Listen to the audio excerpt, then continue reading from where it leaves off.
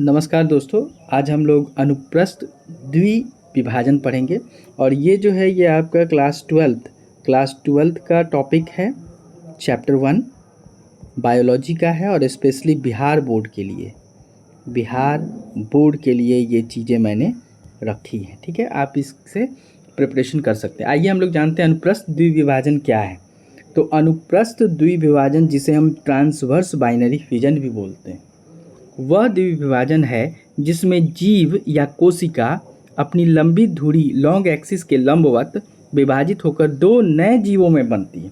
Diagram से देखेंगे, मैंने फोटो रखा है। मतलब कि दो जीव होते हैं, ये एक ही जीव होते हैं और ये क्या करता है, लॉन्ग एक्सिस क्रॉस वाइज ये डिवाइड करके दो नए जीव बनाते हैं। ठीक है, दो नए जीव बनाएंगे। ठीक है, परिभाषा की अगर हम बात करें, इसके परिभाषा की अगर हम बात करें तो देखिए ये परिभाषा में क्या है कि जब किसी जीव का विभाजन उसकी लंबाई के अनुप्रस्थ आड़े तल में होता है तो उसे अनुप्रस्थ द्विविभाजन कहते हैं। उदाहरण के लिए पैरामीशियम जो है आपका अनुप्रस्थ द्विविभाजन है। ये जो पैरामीशियम वाला है, इससे रिलेटेड एक क्वेश्चन हम अगले वीडियो में करेंगे तो आप उसे समझ पाएंगे।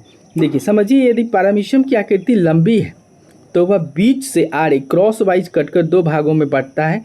प्रत्येक भाग बढ़कर एक नया पैरामीशियम बनाता है। ठीक है, नया पैरामीशियम बनाता है। याद रखने की जो ट्रिक है वो ये है कि पैरामीशियम अनुप्रस्थ यानी कि ट्रांसवर्स बनाता है, यूग्लिना अनुदैर्ध्य यानी कि लॉन्गिट्यूडनल बनाता है, अमीबा सरल द्विविभाजन। ये जो तीनों मैंने लिखा है, ये तीनों हमारे नेक्स्ट वीडियो में, दैट इज़ क्वेश्चन नंबर 4 में आप पढ़ेंगे। इससे रिलेटेड मैं एक क्वेश्चन भी करवाऊंगा जिससे आपका क्लियर हो पाएगा। तो इसीलिए अनुप्रस्थ द्विविभाजन में जीव आड़े दिशा में विभाजित होता है। ठीक है, अब आइए हम लोग इसके फिगर से समझते हैं, ज़्यादा क्लियर हो पाएगा। यहाँ पे देख लीजिए, ये पैरामीशियम है, ये वाला जो है ये पैरामीशियम है, ये वाला हमारा पैरामीशियम है। इसका विकास देखिए, एक पैरामीशियम सामान्य अवस्था में है। ठीक है, केंद्रकों का विभाजन होता है। ये जो केंद्रक है, ये यहाँ पे विभाजन हुआ केंद्रकों का। माइक्रो न्यूक्लियस का माइटोसिस द्वारा दो भागों में विभाजन होता है।